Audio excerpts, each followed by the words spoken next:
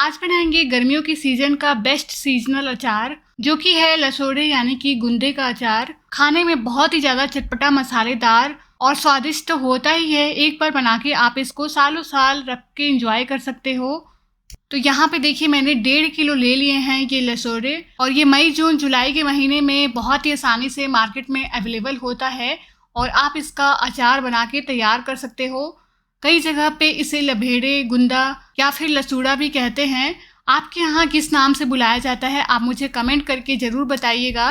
तो जब भी आप इसे ख़रीद के लाएँ तो एकदम फ्रेश लेके आइएगा, बिल्कुल भी दाग धब्बे नहीं होने चाहिए। तो इसके जो डंडियाँ होती हैं ना, वो हम हटा के इसको इस तरीके से तोड़ लेंगे, और इसके ऊपर की जो कैप होती है ना, उसके साथ ही हमें इसको तोड़ना है। तो इस बात का खास ध्यान रखिएगा, ये जो टोपी की तरह इसके ऊपर बना हुआ है वो हमें बिल्कुल भी नहीं हटाना है। सारे हमें तोड़ने के बाद इसको साफ पानी से 3 से 4 बार अच्छे से धो लीजिएगा। अब ये लसोड़े बिल्कुल साफ़ हो गए हैं। तो क्या आपने कभी इसका अचार ट्राई किया है? मुझे कमेंट करके ज़रूर बताइएगा। और अगर आपने कभी नहीं बनाया तो मेरे तरीके से एक बार बना के ज़रूर ट्राई कीजिएगा। अब नेक्स्ट स्टेप के लिए हमने यहाँ पे कढ़ाई में पानी गरम कर लिया है। इतना पानी हमें गरम करना है कि लसोड़े सारे डूब जाएं। अब इस उबलते पानी में हम 1 छोटी चम्मच हल्दी पाउडर डाल देंगे और 1 छोटी चम्मच हम इसमें डाल देंगे नमक। और इस नमक हल्दी वाले उबलते पानी में अब हमें ये सारे धुले हुए लसोड़े डाल देने हैं, और इसको हमें मीडियम फ्लेम पे अभी 4 से 5 मिनट तक पका लेना है, जब तक कि ये हल्के सॉफ्ट नहीं हो जाते हैं। तो बीच बीच में चला के इसको हमें ऊपर नीचे कर लेना है ताकि हर तरफ से ये अच्छे से पक जाए, और इसको हमें 80% तक पकने तक बस पकाना है। तो जैसे ही ये पक जाता है ना, हल्के सॉफ्ट होने लगते हैं, तो इनका कलर देखिए हल्का सा चेंज हो जाता है। तो बस हमें इस स्टेज पे गैस की फ्लेम को बंद कर देनी है, और इसको पानी से छान कर हमें एक कपड़े के ऊपर इसको निकाल लेना है। तो जितना भी अतिरिक्त पानी है उसे छान लीजिए, सारे निकाल लेने हैं, और इसको अभी हमें बिल्कुल रूम टेम्परेचर पे आने तक ठंडा कर लेना है। जब ये ठंडे हो जाएंगे तो जो ऊपर की कैप है, जो टोपी हमने उतारी नहीं थी पहले, वो हमें सारी उतार लेनी है। तो इससे क्या होता है कि इसके अंदर हम जब इसको उबालते हैं तो पानी नहीं जाता है, तो इसलिए इसको हमेशा उबालने के बाद ही आपको उतारना है। अब सारे कैप उतारने के बाद आप इस लसोड़े के अचार को 2 तरीके से बना सकते हो। एक तो आप इसको इसी तरीके से साबुत बना सकते हो, या फिर इसके अंदर एक बीज होता है, वो बीज हम निकाल सकते हैं, क्योंकि बीज तो हमें ऐसे भी अचार में खाना नहीं होता है। तो इसलिए हम इसके एक एक करके सारे बीज जो है नाइफ की मदद से निकाल लेंगे। तो अंदर का जो बीज होता है वो काफ़ी लिसलिसा सा होता है, तो आप इसको नाइफ की मदद से सारे बीज जो है निकाल लीजिएगा। तो 2 से 3 टुकड़ों में हमें इसको कर लेना है, इसके बीज निकाल के। उसके बाद मैंने इसको एक कॉटन के कपड़े के ऊपर फैला लिया है, और इसको अभी हमें पंखे के नीचे रखना है दोस्तों, सूखने के लिए। तो धूप में इसको बिल्कुल नहीं रखना है, नहीं तो ये बहुत ज़्यादा सूख जाएंगे। बस इसकी हल्की सी हमें नमी ख़त्म करनी है। तो हम 3 से 4 घंटे के लिए इसको पंखे की हवा में रख देंगे सूखने के लिए। और ये जो लसोड़े लभेरे का अचार है, इसको हम राजस्थानी स्टाइल में बनाना बता रहे हैं। तो इसके साथ हम यहाँ पे कैरी यानी कच्चे आम का भी यूज़ करेंगे। तो 1.5 किलो मैंने लसोड़े लिए थे, तो इसके साथ मैंने 700 ग्राम यानी उसका आधा यहाँ पे कच्चे आम ले लिए हैं। इसको हमें धो के अच्छे से साफ़ करके पोंछ लेना है। उसके बाद हमें इसके छिलके उतार लेने हैं, और फिर हमें इसको कद्दूकस करना है।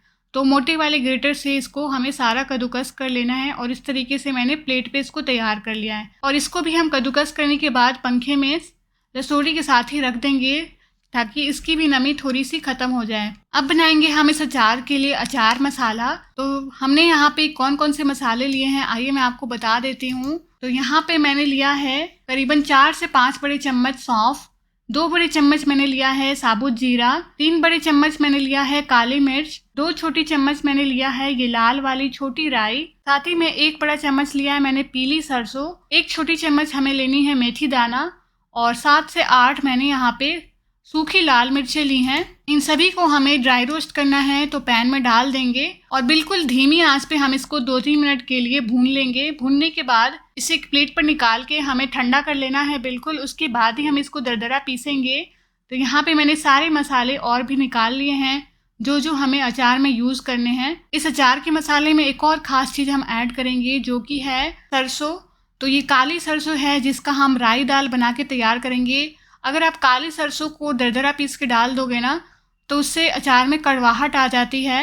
पर मैं आपको आज खास ट्रिक से राई दाल बनाना बता रही हूँ। तो उसके लिए देखिए हमें मिक्सर ग्राइंडर जार ले लेना है और इसके अंदर हमें डाल देना है ये काली सरसों और फिर हमें इसको पल्स मोड पे 2 से 3 बार बस चला लेना है। फिर हमें इसको किसी भी बर्तन में निकाल लेना है और फिर हमें इसको इस तरीके से उछालते हुए फटकना है। तो ये जो बड़ी वाली काली सरसों होती है उसके अंदर के पीली पार्ट को राई दाल कहते हैं। तो पल्स मोड पे चलाने से जो छिलके हैं काले बाहर के वो अलग हो जाते हैं और ये पीले वाले अंदर के पार्ट को हमें अलग कर लेना है। तो इसी तरीके से आप बड़ी आसानी से घर पे राई दाल किसी भी अचार के लिए तैयार कर सकते हो। मेरी इस छोटी सी ट्रिक को ज़रूर आजमाइएगा।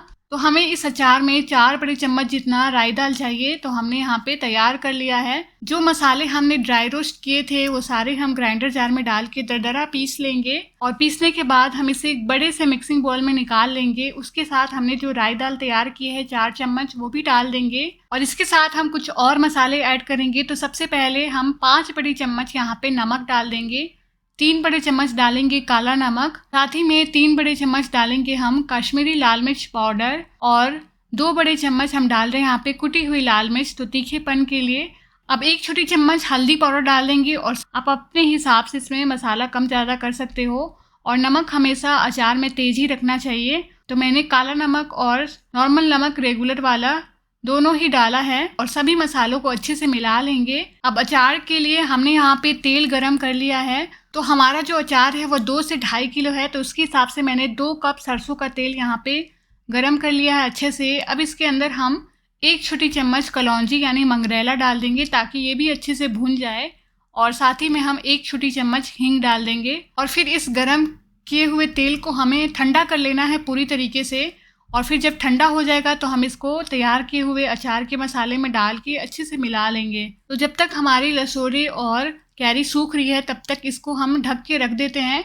और जब हमारी ये लसोड़ी देखिए सूख के तैयार हो गए हैं, इनमें जो नमी थी चिपचिपापन था वो ख़त्म हो गया है। अब इसको हम कैरी के साथ ही इसके अंदर डाल देंगे और मसालों के साथ अच्छे से मिला लेना है। तो बस इसको अच्छे से मिलाने के बाद अभी ये खाने लायक तैयार नहीं हुआ है, तो इसको हम 2 दिन के लिए कपड़े से ढक के रखेंगे। अगर आप कैरी नहीं डालना चाहते इसमें तो आप इसकी जगह पे आमचूर पाउडर भी डाल सकते हो।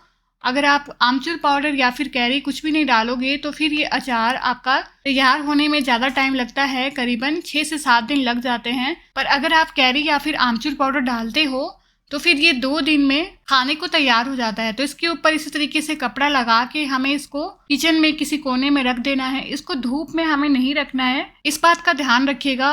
और बस 2 दिन बाद देखिए हमारा ये लसोड़ी कैरी का अचार बन के तैयार है, बिल्कुल पारंपरिक तरीके से बना हुआ और बिना धूप दिखाए ये अचार बन के तैयार हो जाता है। और आप इसको ऐसे ही किसी भी एयर टाइट कंटेनर में भर के रख लीजिए और इसको सालों साल इंजॉय कीजिए। बहुत ही ज़्यादा चटपटा और मज़ेदार होता है, एक बार ट्राई ज़रूर कीजिएगा। आपको ये लसोड़ी के अचार की रेसिपी कैसी लगी मुझे कमेंट करके ज़रूर बताइएगा। आप हमें 1 से 10 के बीच में रेटिंग दे सकते हो। तो फिर मिलते हैं आप सबसे एक और नई और मज़ेदार सी रेसिपी के साथ। Bye bye, take care.